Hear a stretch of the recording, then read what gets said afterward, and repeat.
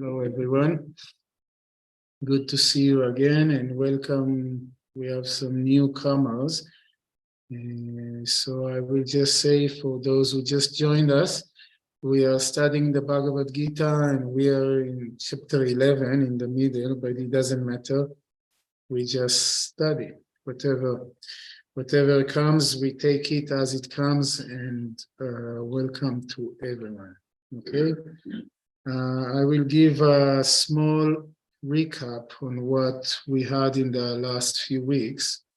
We are studying chapter 11 in the Bhagavad Gita, in which Lord Krishna is showing Arjuna the Vishvarupa Darshana. He shows him the cosmic form. And the Bhagavad Gita starts when Arjuna is dejected, he feels very low, he is in a crisis, he is in a trauma, he is experiencing a breakdown, and Lord Krishna is taking him by the hand and telling him so many things that elevate and encourage Arjuna.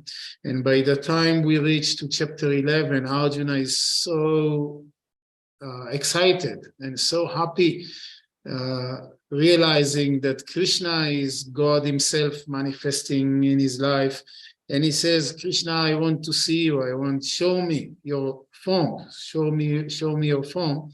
And chapter 11 is when Lord Krishna is showing his form to Arjuna. And he is telling Arjuna and to us also that this form is not something that we can imagine. It's not something that you can actually see. Yet, listening to the description of Arjuna, we can imagine, we can try to understand what he is seeing. Now, in the beginning of the description, Arjuna is very inspired by what he sees. The form that he sees is very beautiful, very exciting, very special, but slowly it turns into something terrible. Arjuna is seeing something which is so terrible that he cannot stand it. And we don't know, we don't understand it, because Arjuna is a warrior. He is actually on the battlefield. He has killed already so many people. He is used to violence. He has seen everything that is there to see. Yet what he is seeing now is shaking him. What he is seeing now is making him so fearful that he cannot take it. And what he has seen, we don't know. We can only imagine. And he has given some description. We have seen it before. And in the last part of the class last week, Arjuna is asking Krishna, Krishna, who are you?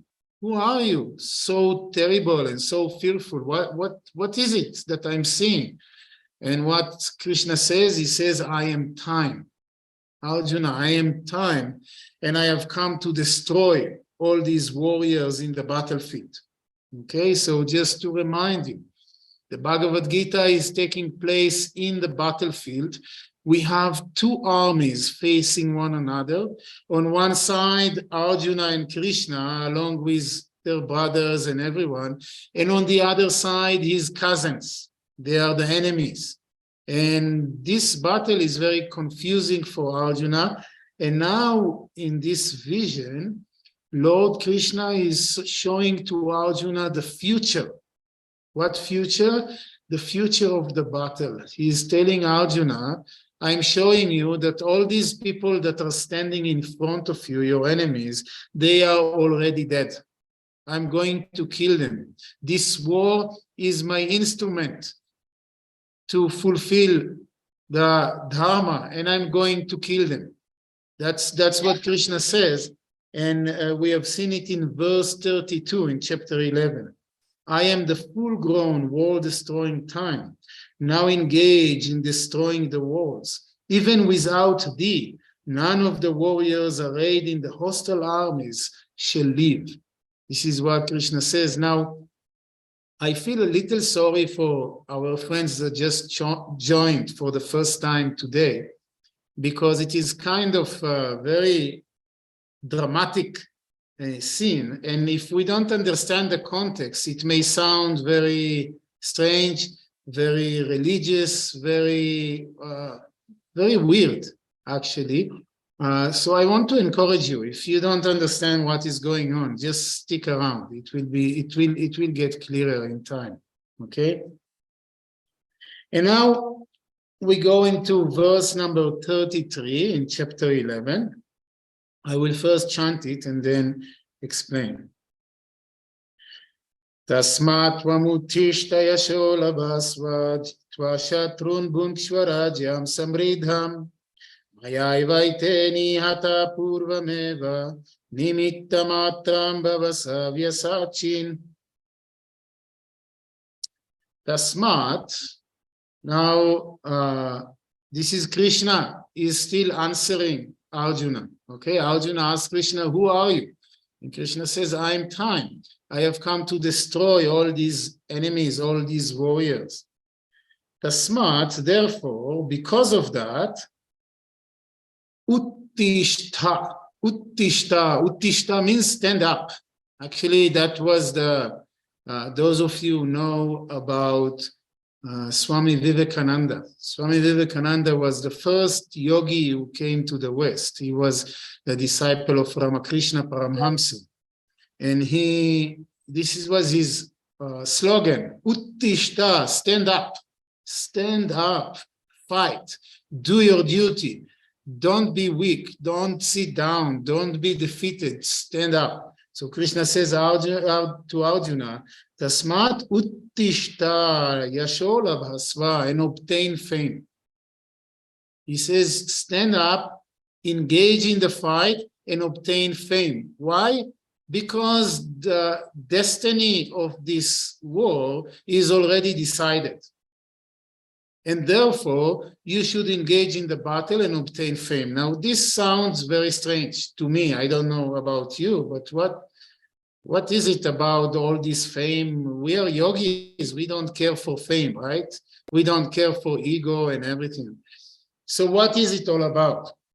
And then also, that brings another question, which is the question of free will. Right? If Krishna says this war is already decided, then what does it mean? That there is no free will, everything is determined? Maybe not. And in one of the last classes, I told you that we will take some time and talk about the topic of free will.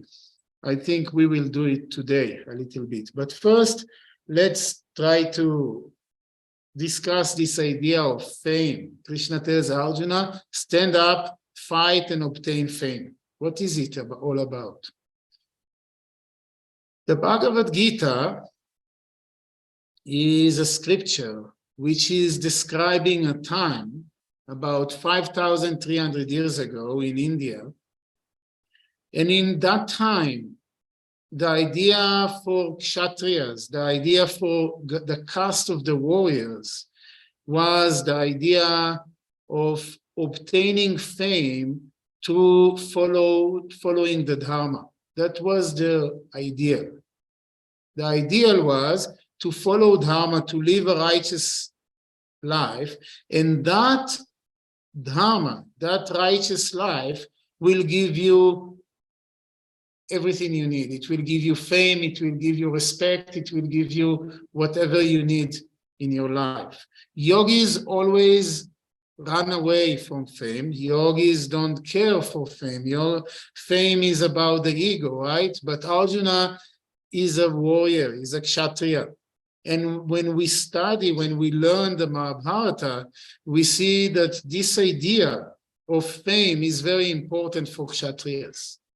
We cannot ignore it. We cannot just think it is not something important or it is not there. This was the predisposition of Arjuna before the Bhagavad Gita started.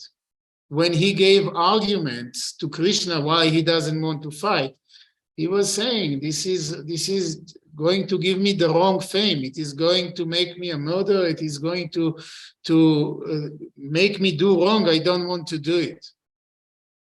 So Krishna is telling Arjuna, if now the battle is already decided, but if you engage in the battle, you will get the fame that Kshatriyas want so much. Okay, so in this sense, he is telling him, it is good, just do it. Just do it. It is the war is already done. Okay. Now, I want to say a few words about this idea of free will, because this is a question that always comes. And here there is the question, if everything is predetermined, where is the place for free will? Okay? And the point that I want to discuss is that the discussion of free will depends on your point of view. We can discuss it in different levels, in different ways, according to the point of view we take, and I will explain to you. We will start from the top, and we will go down, okay? Vedanta, Advaita Vedanta, is telling us there is only one reality, absolute reality. We call it Brahman.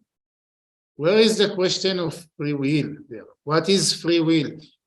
Actually, when you ask a Vedantin, is there a free will? The Vedantin will answer with a question. And the question will be, free will to whom?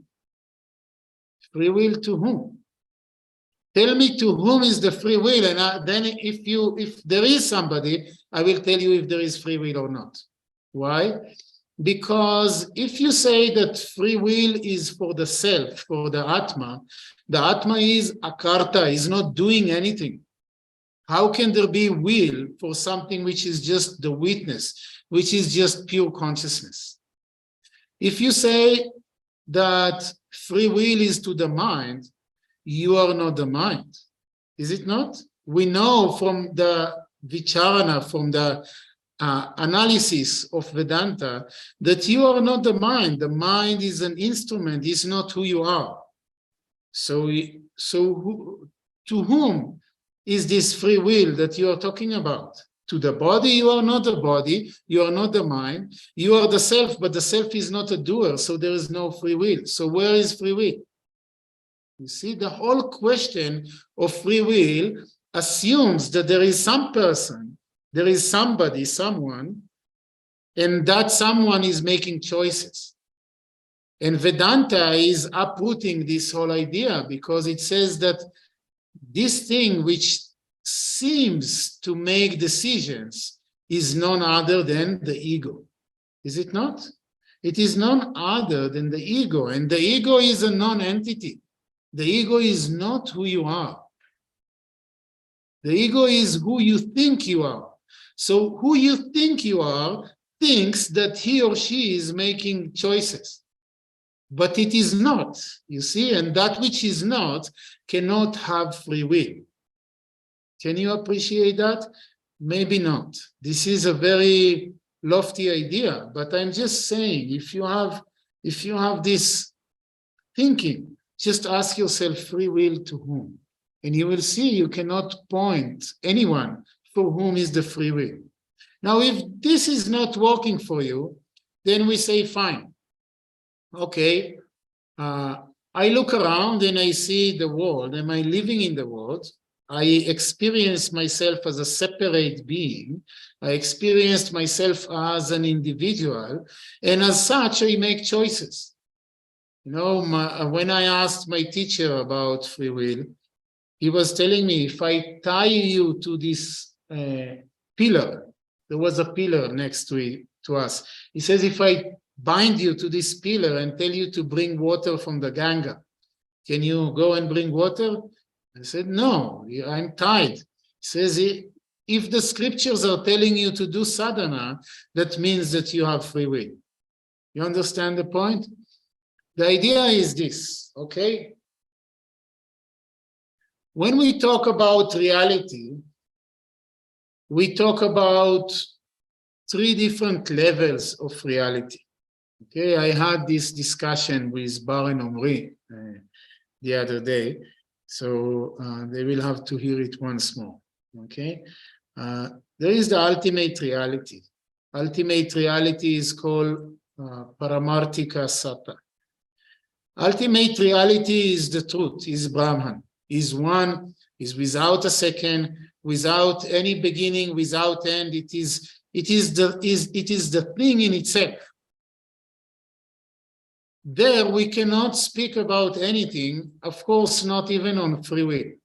You are that ultimate reality. You are not doing anything, and therefore there is no question of choosing between anything.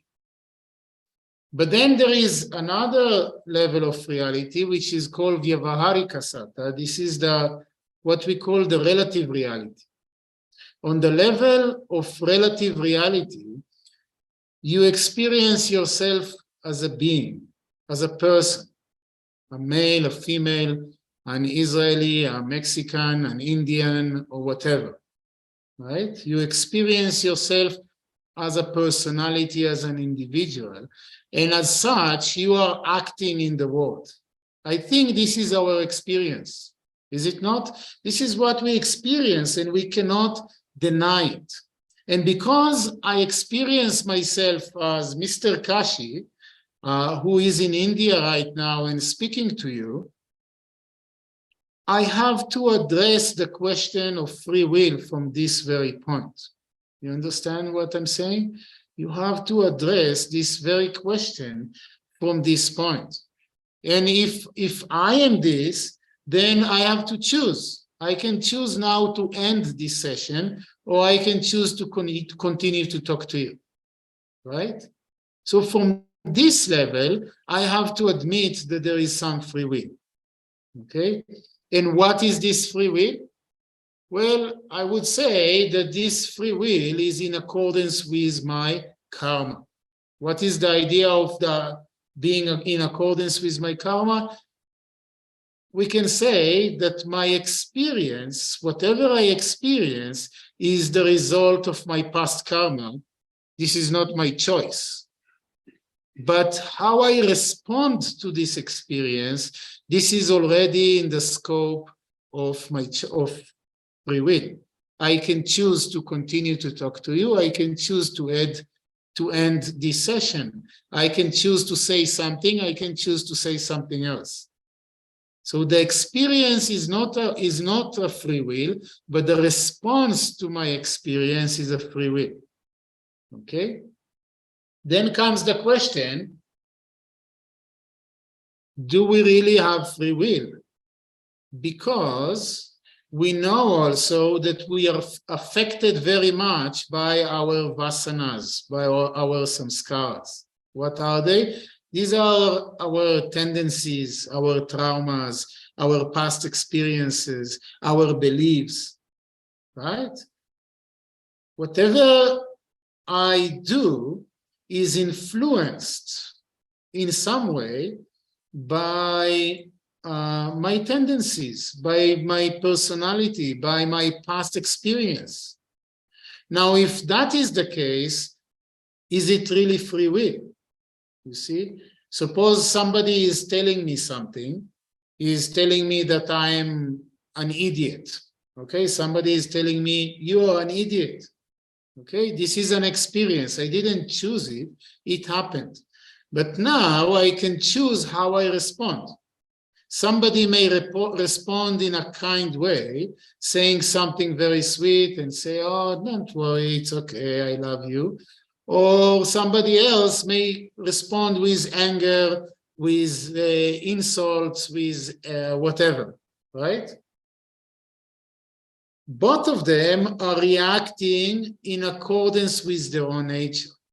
Both of them are responding in accordance with their past experience, with what we call, with their vasanas. So where is the free will? If my vasanas determine how I'm going to act, then it is not free will because it is predetermined, you see. Imagine that a person who is an addict, he is addicted to drugs, and that person is just about to fix himself, to inject whatever that is. And you tell him, don't do it. And he says, but I want to do it. This is my free will. Do you think this is free will? Do you think that that person has the choice, the free will to do it? No. That person doesn't have the choice. Why? Because he has the conditioning caused by his or her addiction to do it. So it is not free will. But how many addictions do we have? I don't know about you. I have so many different levels of addictions, different levels of conditionings. So where is the free will?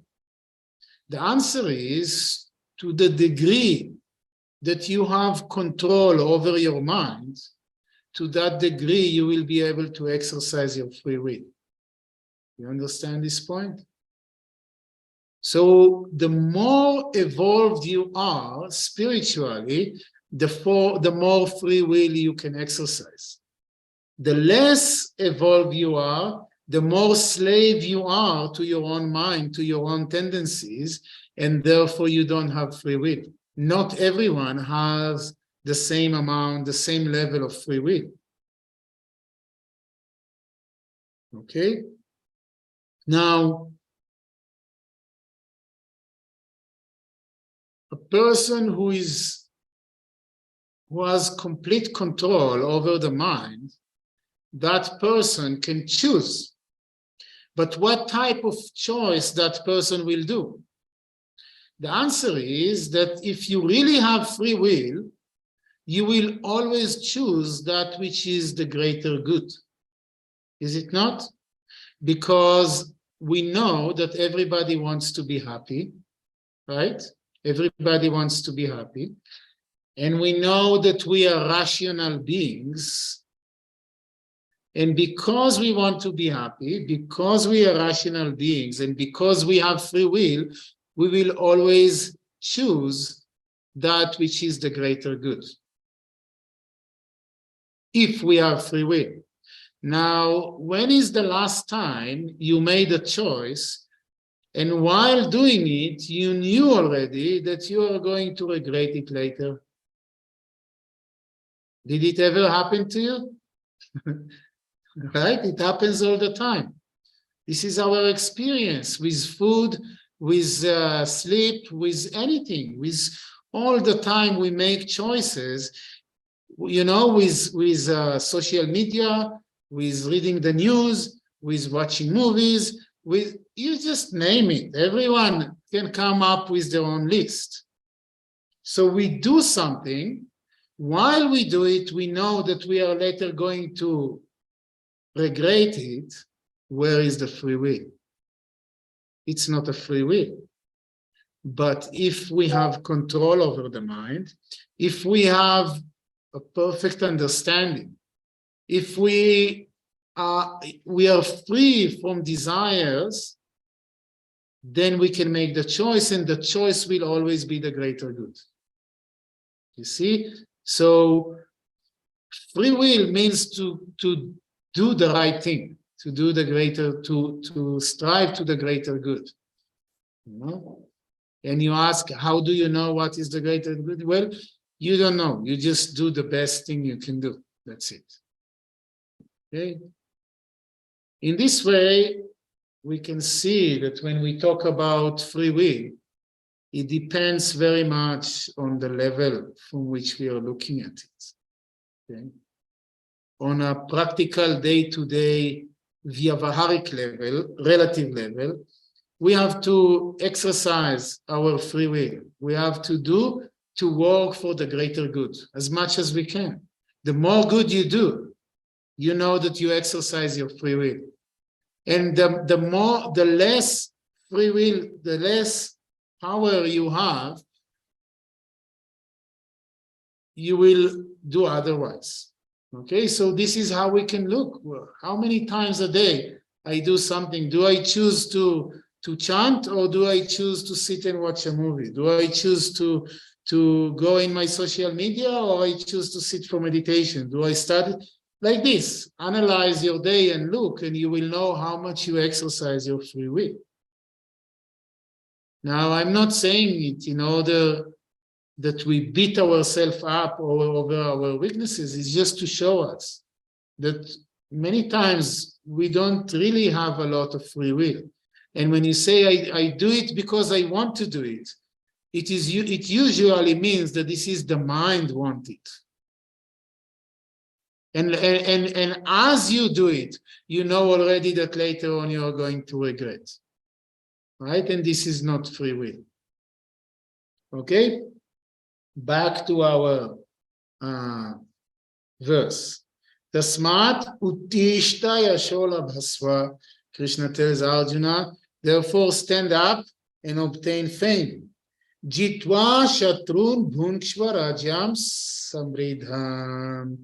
You will win, jitva, having won. You will win over shatrun, over your enemies, bhunkshva, and you will enjoy rajyam samridham, the great kingdom.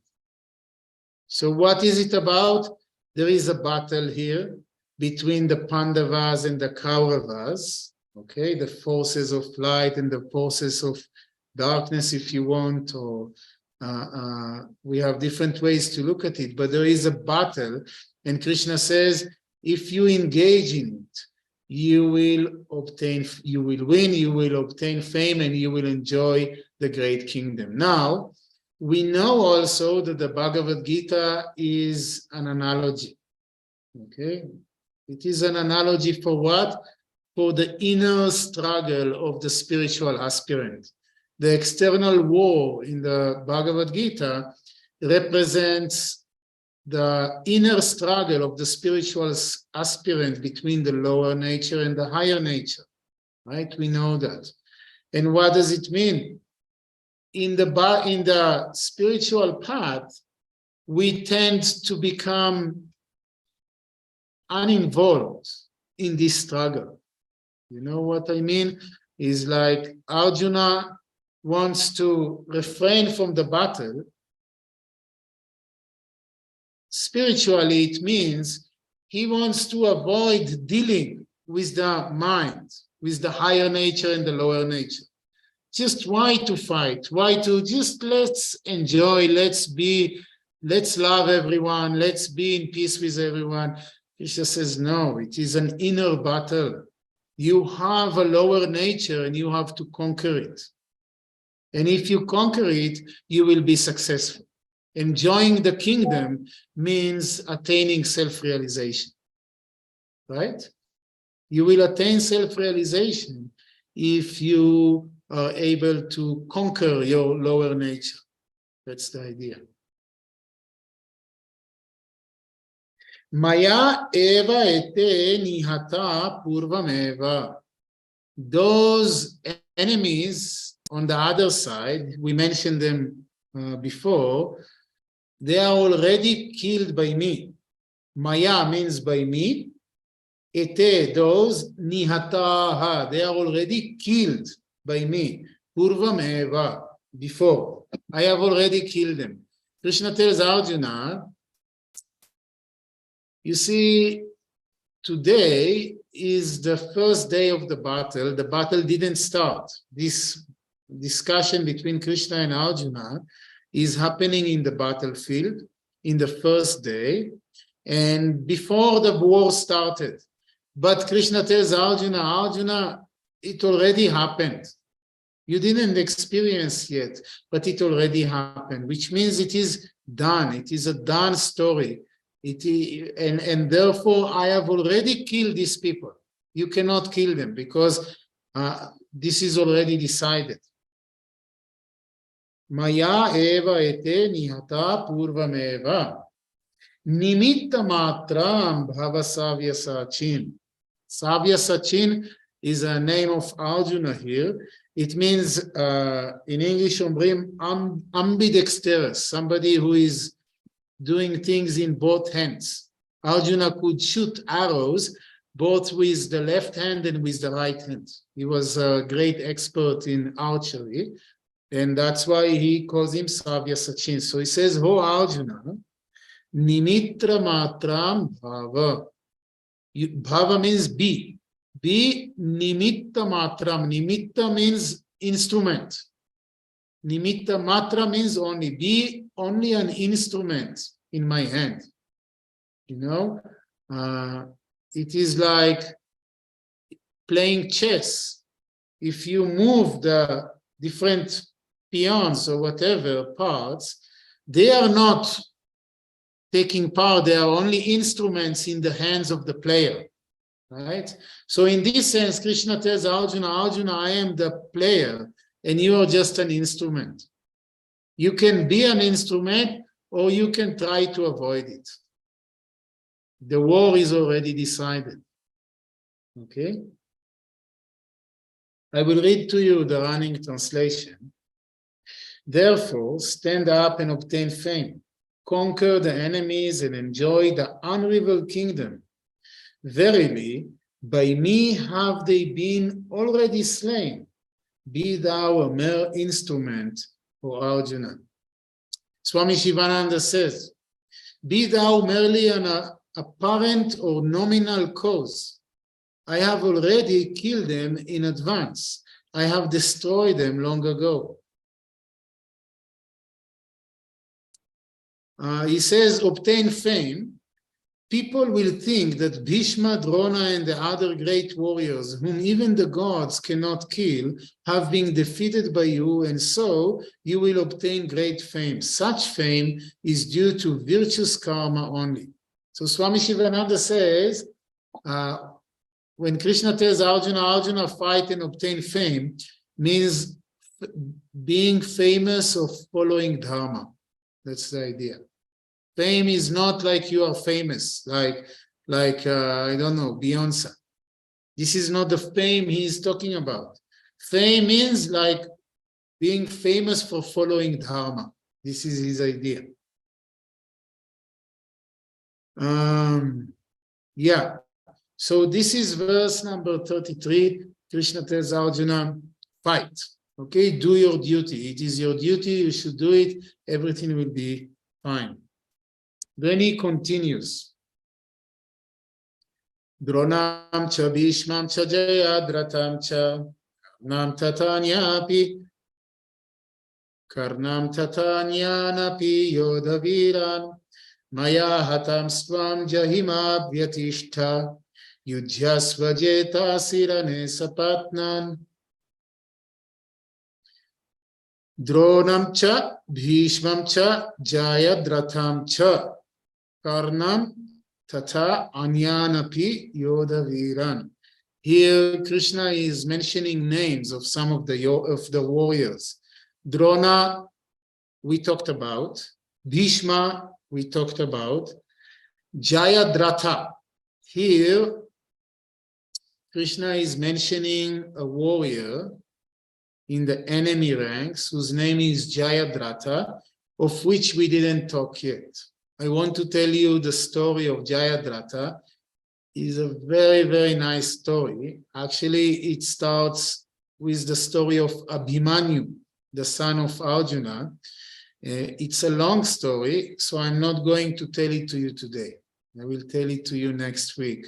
The story of Jayadratha is a very, very beautiful story, and he is mentioned here.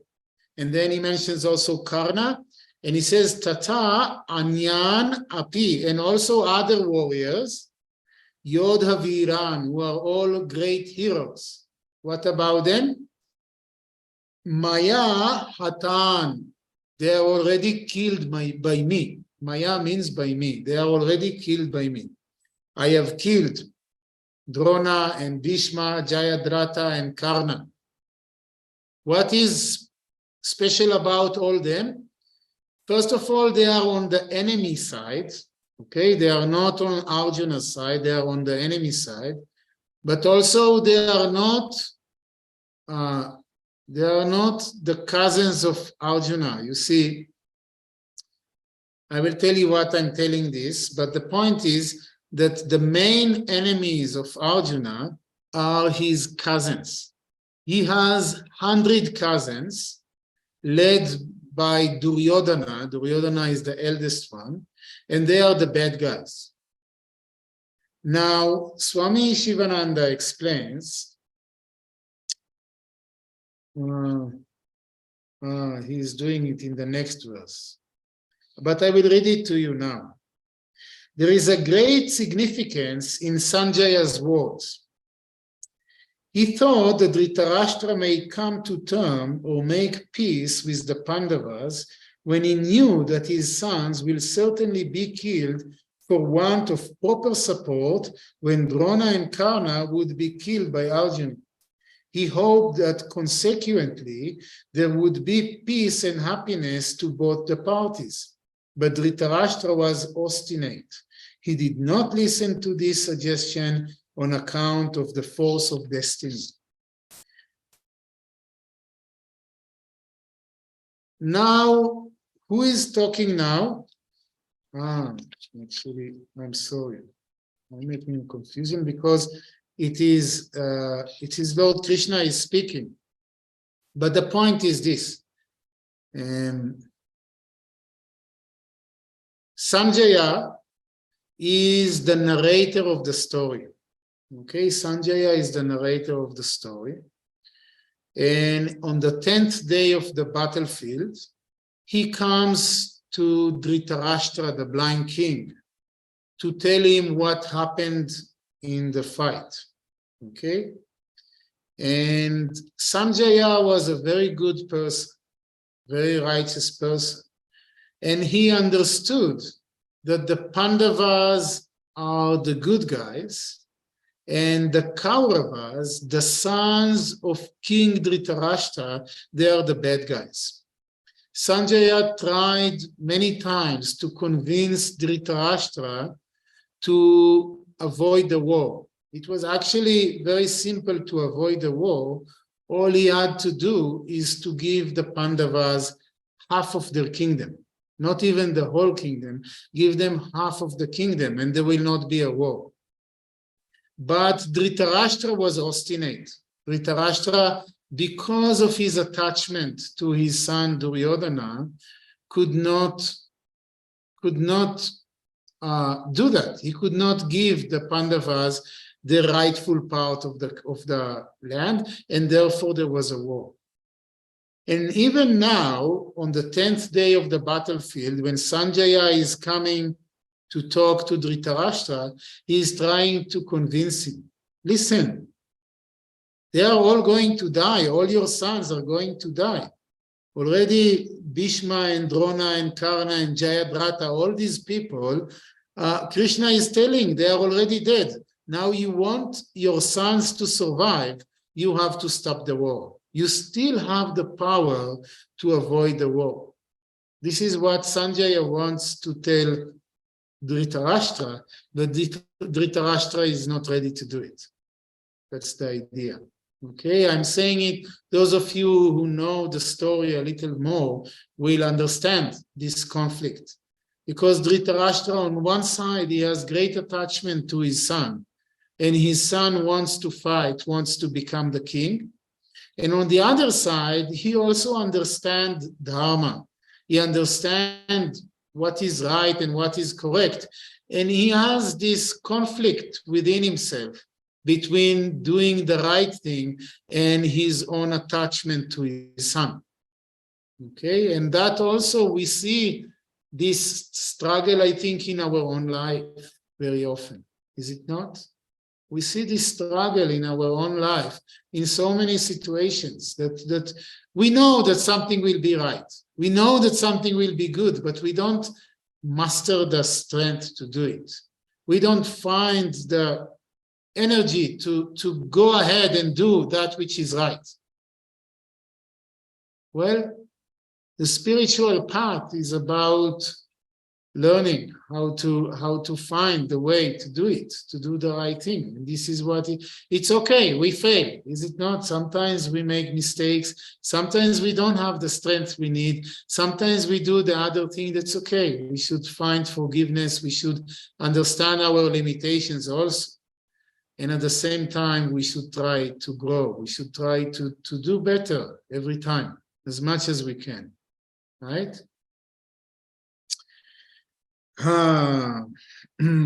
Okay, so I will just finish this thing. So he mentioned this, he says, Maya Hatan, they are already, all of them are killed by me. Tvam Jahimam Vyatishta. You should Mam Jahima. Yeah, they are already killed by me. You should not be distressed. Don't worry, basically. Krishna tells Arjuna, don't worry. Everything will be fine. Because Arjuna is trembling with fear. Arjuna is experiencing a great problem, a great fear. Yudhyasva jetasi rane sapatnan. If you fight, you will win over, you will be victorious in this battle.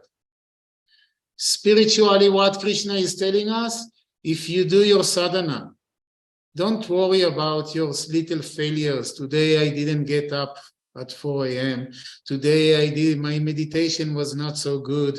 Today I didn't do my 108. What doesn't matter. You just fight. Do your sadhana. Do your spiritual practice. You will be successful. You will be successful. You have to know that. That's what Krishna is telling us. It's not about this battle. I will just read the running translation. Drona, Bhishma, Jayadratha, Karna, and other brave warriors, these are already slain by me. Do thou kill, be not distressed with fear, fight, and thou shalt conquer thy enemies in battle. Okay? This is what Krishna is telling us in verse number 34. And next week, we are going to hear the story of Jayadratha. Maybe we will need more than one class because it's a little long story. But it is very beautiful with a lot of interesting points. But now I want to ask Swamiji, Swami Atmananda ji, to say a few words to us.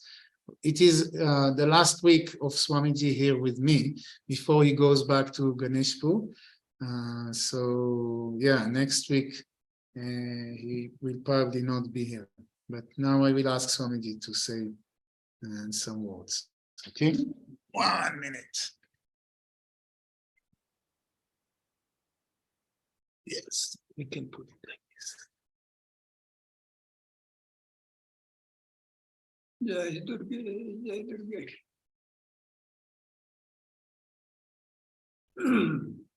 Om Gurur Brahma, Gurur Vishnu, Gurur Deva Maheshwara, Guru Sakshat Param Brahma, Tasmai Shri Gurave Namaha, Ishvaro Gururatmeti, Murti Veda Vibhagine, Vyomavadyapta Dehaya, Dakshinamurtaye Namaha, Sharanagata Dinartha, Paritrana Parayane, Sarvasyarti Hare Devi, Narayane Namostute, Antar Jyotir Bahir Jyotir, Pratyak Jyotir Parat Parat, Jyotir Jyotir Swayam Jyotir, Atma Jyotir Shivosmyam.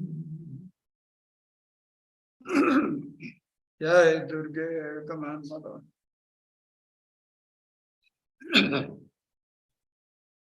You know, the trick is when you don't know what to speak, you have a chance for 5-10 minutes. By that time, the time is over. That's what I was doing.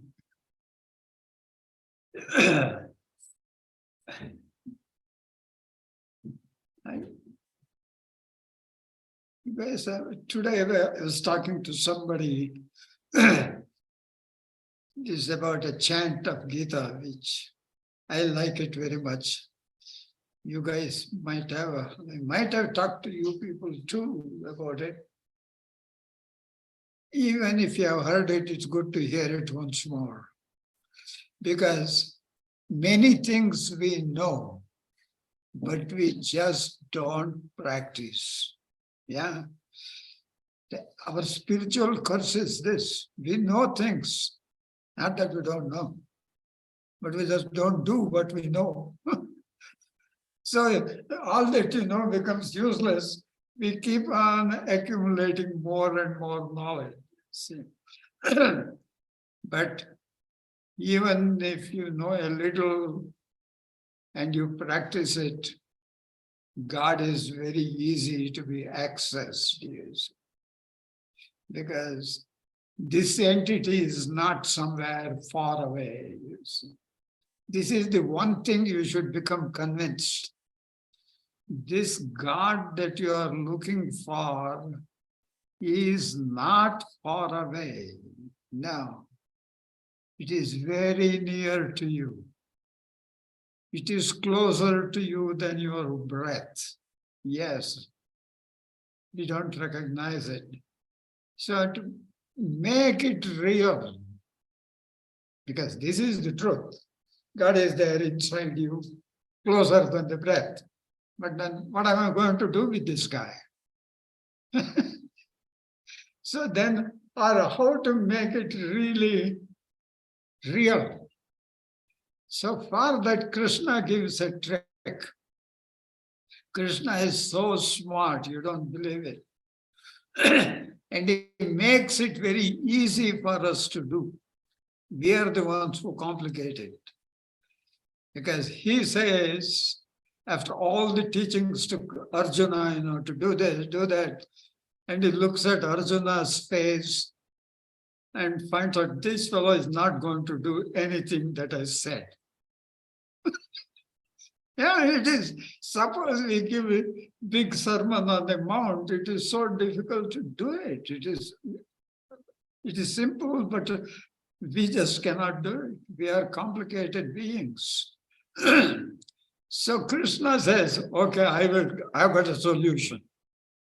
Krishna has a solution for any problem you have.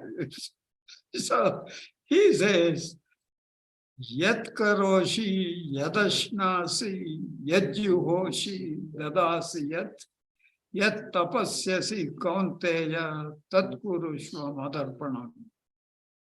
First Krishna tells Arjuna, you should do this, you should do that. You do it, I will be at your door. And then when Krishna thought, this fellow won't do it. He is busy with fighting. What will he do? You see? Anytime I ask, he takes up an arrow or a sword and comes up.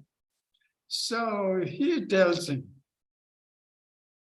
this is very smart. Yat karoshi. You should really understand what he says. Whatever you do, yat karoshi. He doesn't say good, bad, all sorts of things. Yat karoshi, whatever you do.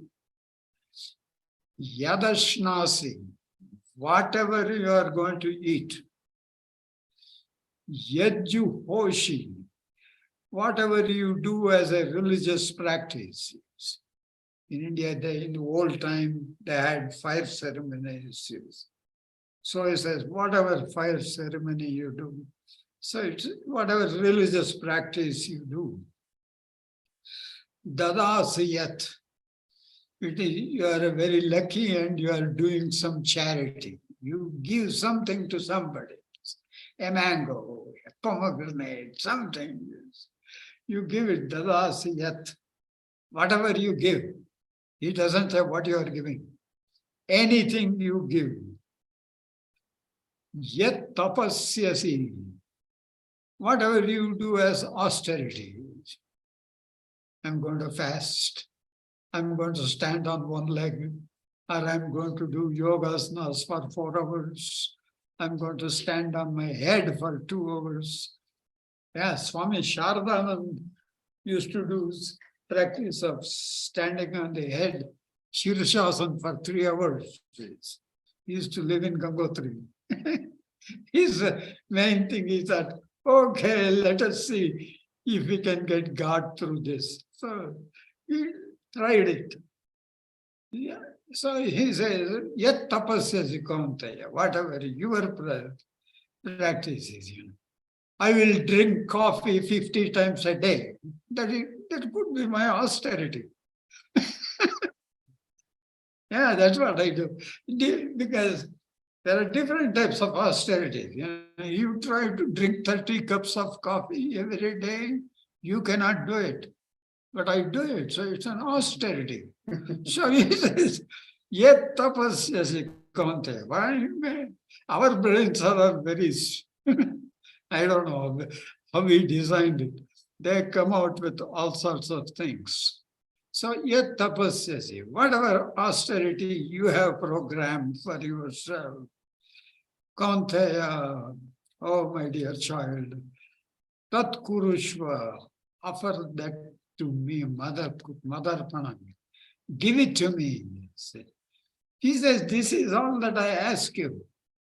Not that you have to live the life in a particular way, but however you are living, tell it, this is for me. This is an offering to God, you say. Always know that.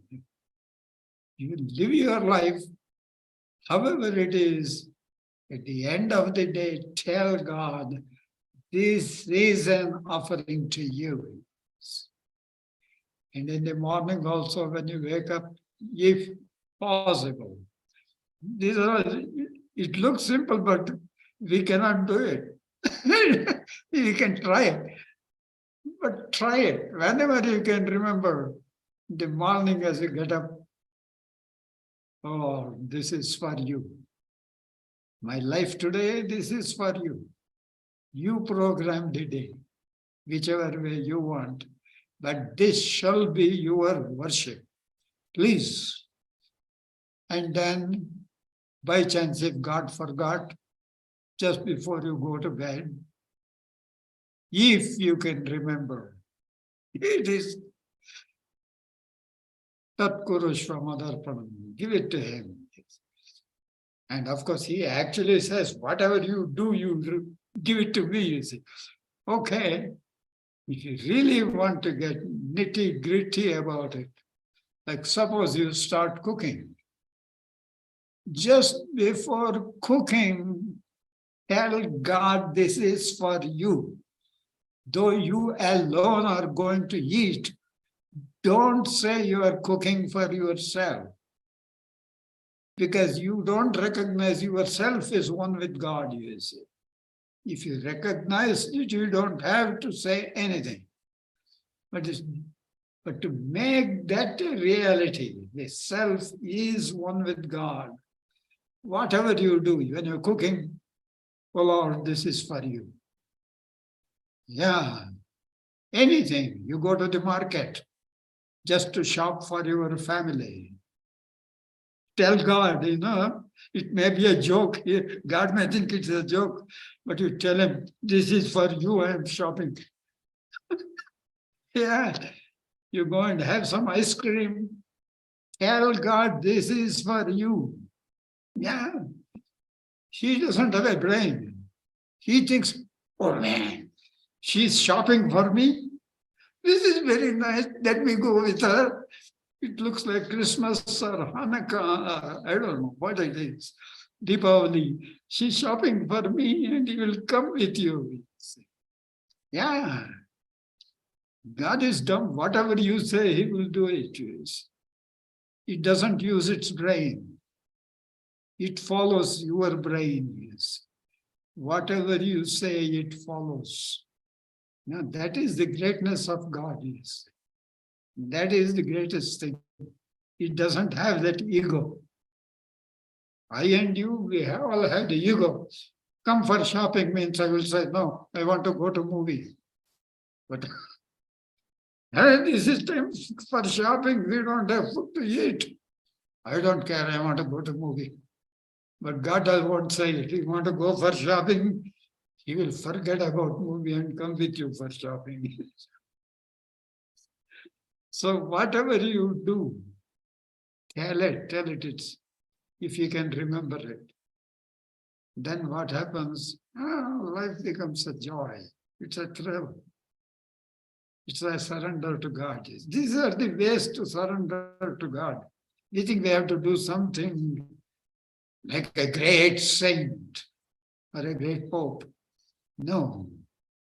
Whatever you do, however you do, just do it in the name of God. Just hold your hands and tell, this is for you. And God will be more than pleased. Believe me, God will be more than pleased. And He will be with you all the time.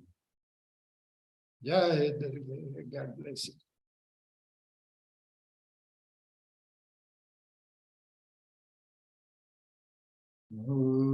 Om Asato Ma Sadgamaya Tamso Ma Jyotirgamaya Mrityorma Mritam Gamaya Om Purnamada Purnamidam Purnat Purnamudachyate Purnasya Purnamadaya Purnameva Vasishyate Om Shanti Shanti Shanti Shri Satguru Maharaj Ki Jai.